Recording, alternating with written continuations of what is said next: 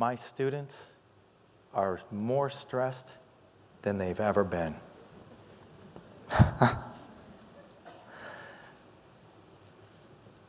They spend most of their efforts trying to plan this easy, perfect path towards the bullseye, that grade at the end of the semester. They come to me first day of class demanding, what are the minimum requirements? What are the list of assignments? What's the scheduled due dates? I'm happy to say I consistently disappoint them.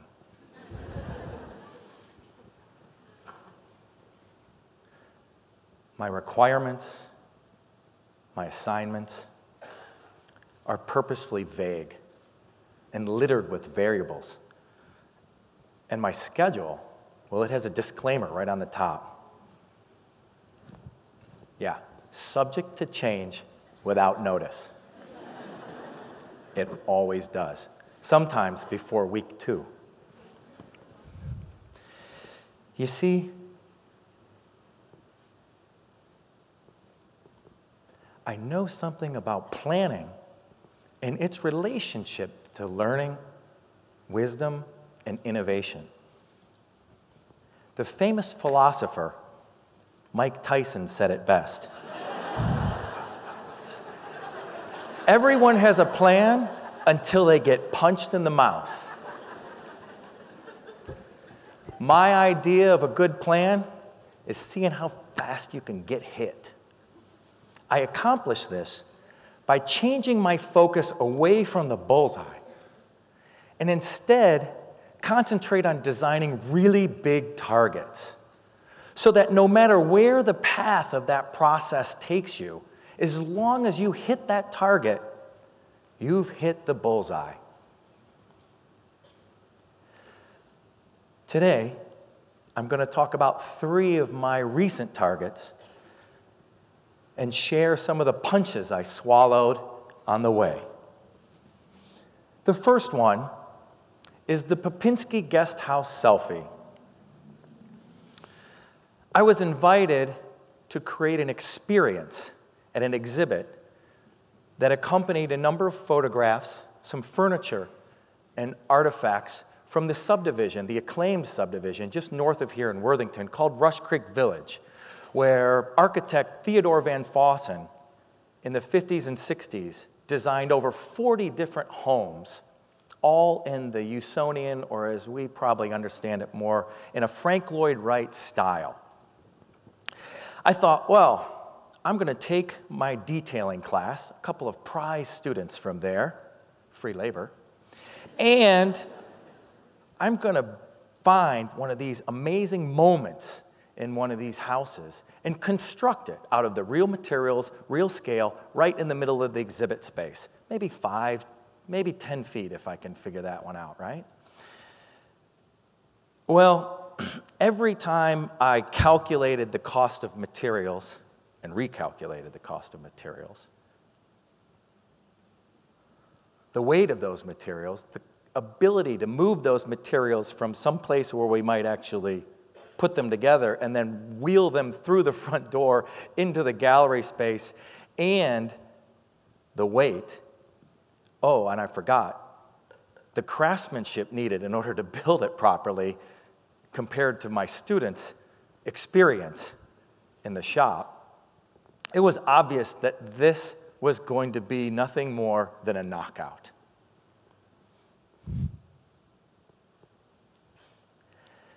At the same time, I was working on another project, and I was actually being lazy about it.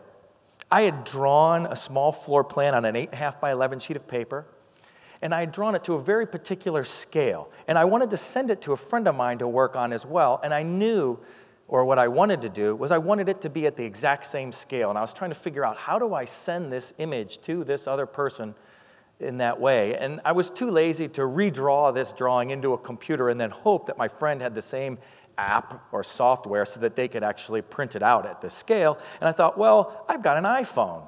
It's magic, right? So what if I figure out how to just take a picture of it and I send it so that when they hit print, they get the picture at exactly the same scale that I originally drew it at?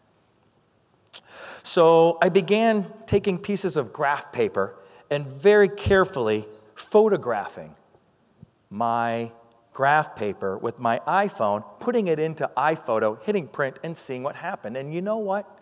At 11¼ inches above the surface, that image comes out of the printer exactly the same size as the original. Whew. That's my light bulb. See it? Yeah. 4,400 photographs later, with a little spider that I welded that held my phone at exactly 11¼ inches away from a surface, my phone Instagrammed an entire house.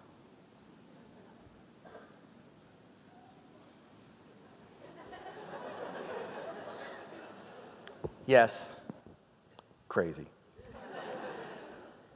I coordinated with a graduate design student, Kyle Wallace, and the two of us followed this path that the phone took us on towards completing this Instagrammed house. If you haven't seen it already, half of that house is in the back of this event space. And please come talk to me afterwards, and I'll tell you 101 other amazing things we learned while building it. Call me Moby. Now, I had the idea for this project really early on in the process. And you would think, and it never really changed. It was that same idea all the way to the end. So you would think with this really clear vision that I could design a plan that kept me away from the boxing gloves all the way to the finish. Anything but. You see, this was an invitation, along with 8 other artists, to an exhibit called The Whiteness of the Whale. That name comes from chapter 42 in that classic 133-chapter novel by Herman Melville, Moby Dick. And I read that chapter 42 a few times and then cheated. The rest of the book ended up being headphones and the audio version. And if you ever need a cure for insomnia, do this, because it works. Well, some weeks later, about 3/4 of the way into this, remember, a lot of this book was being read to me while I was asleep. And so the next day I went, wow, I got through 10 chapters. I'm a speed reader. So I woke up in the middle of the night with this idea. I ran downstairs to my sketchbook and I drew this picture. You see, I figured I could cut holes in a bunch of big pieces of paper so that the aggregate of these holes would create a void that was the same shape and size of an adult 60-foot sperm whale. Think of it as a Moby Dick room inside of a giant book. Easy, right? I thought so. I got this, right? No. This project punched me all the way to the day of installation. Now, finding the pieces of paper that are 10 feet wide by 12 feet high, that was actually the easy part. And as probably most of you already know from your experience, but I had to learn on my own, that when you Google image search, sperm whale cross-section, shape of sperm whale sushi, or slices of a sperm whale, you don't get anything except underwater pictures of sperm whales. So I had to figure out how the hell I was going to cut all of these holes and exactly what shape they were going to be and what size they are. So I went to a little science education website that promised a toy that was anatomically correct. And $38 shipping and handling later, I received one of those little plastic whales. And I downloaded this really cool app on my phone, and it takes pictures all the way around it, and it digitizes some object. Because I thought, well, now that I have it, or now that I hope to have it digitized, I was going to end up having the computer slice this thing up for me. It was a disaster. Not one trial with this app worked. So then I thought, well, I'm going to introduce this toy whale to my bandsaw. The only thing fortunate that came from that is that I still have all of my fingers.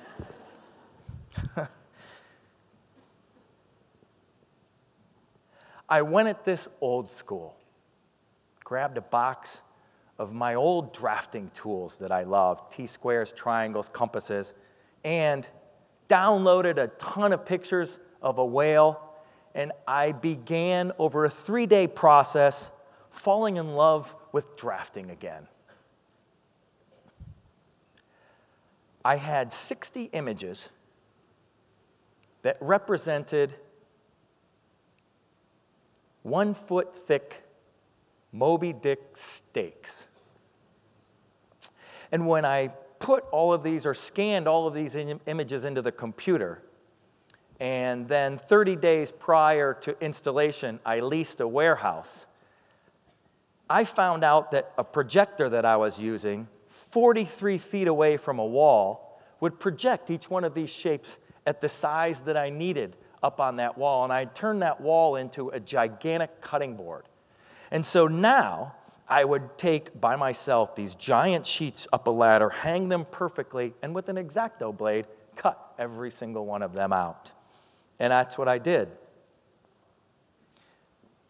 It was amazing, the things that I learned about paper that I never knew before. It was also difficult to keep white paper white in a dirty warehouse, and to manipulate sheets of paper that were 10 feet wide by 12 feet high. And that's not even beginning to talk about how do you transport 60 sheets of paper, the structure that hangs them, onto a car, a Ford Fusion, and take them to the gallery. All punches that had to be absorbed, and my path had to be manipulated. In fact, this project hit me one last time on installation day, when my project became one more of my fishing stories. You see, sheet number 19 on its way up the ladder ripped beyond repair. And so my 60-foot whale that I've been bragging about was only 59 feet. The last project, or target, much different than the other ones, was an invitation to Wiesbaden, Germany, to partake in a workshop, a 5-day workshop, and to lead that workshop with 20 interior design graduate students. And this workshop occurred when as part of a series of 5-day charrettes that occur on the entire design school. So all of the students had different workshops that they were all involved in. This one was the one that I was in charge of. And before I left the United States towards Wiesbaden, I had already been sucker punched a number of times. This will be another story. We can share this afterwards. But I show up day one with suitcases and carry-on bags in front of my students. that have 150 pounds of industrial shrink-wrap plastic. This is 12,700 square feet of this material that I carried with me on the airplane. This is what we know shrink-wrap plastic is usually. So with it sitting in front of me, my students wide-eyed, I said, in 5 days, we are going to create, design, and construct a pavilion and an event space that will become the celebration space for the whole school at the end of this epic week. And we're going to do that with this material that you know nothing about. The kicker, I didn't know shit about this material either. Never used it, purchased it for the very first time 2 weeks before I left. Well, day one, 3 p.m., the knockout punch occurred. The administration at the university in Germany caught wind that we were going to build a large-scale structure on their campus in a public space. They shut us down immediately. Without proper plans, structural analysis, and their aesthetic approval, there would be no building on their campus. The students freaked out. I was nervous too. Fortunately, my colleague and friend, because I knew no German, Holger Klein, ran to the administration and began spreading a really big lie. We've just flown this famous professor in from the United States. No.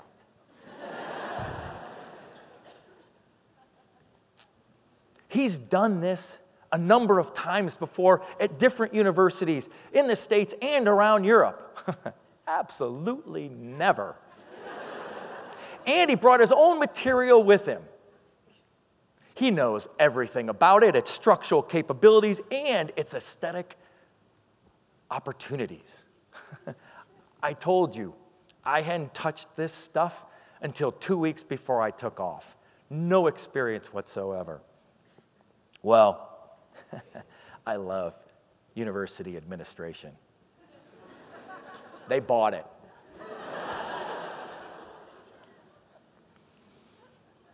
But, came with a little caveat. They gave us a throwaway space in the back of one of the buildings where the smokers go, or are allowed to go. And the students were pissed off because this was the last place on campus they wanted their stuff to be, right? But I was happy. There was an amazing learning and experience that occurred with this. And now my students were motivated because in 4.5 days, whew, they were going to prove to the administration that not only can they design and build something epic, but they can do it with a material they've never seen before.